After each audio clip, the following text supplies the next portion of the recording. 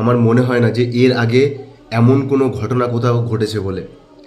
মানে ব্যাপারটা এমন হলো যে এক বস্তা আলুর মধ্যে দুটো আলু পচা, সেই জন্য পুরো বস্তাটাকে ফেলে দেওয়া হলো। তো বাংলার এরকম বর্বরতা, এরকম অরাজকতা আমি আগে কখনো দেখিনি, যে আরও দিন দিন এতটা মানে দুরবস্থা হয়ে যাচ্ছে শিক্ষা ব্যবস্থার, বিশেষ করে ওয়েস্ট বেঙ্গলে।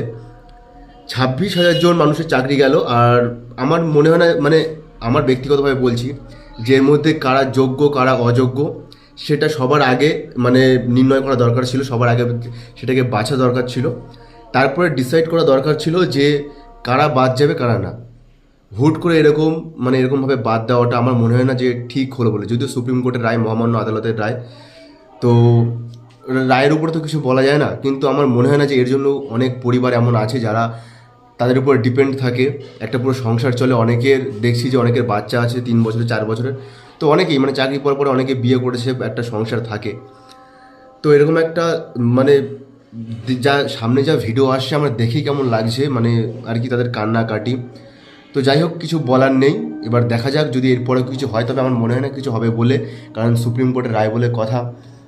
তো সত্যি একটা মানে চরম বর্বরতার শিকার হলো বাংলা।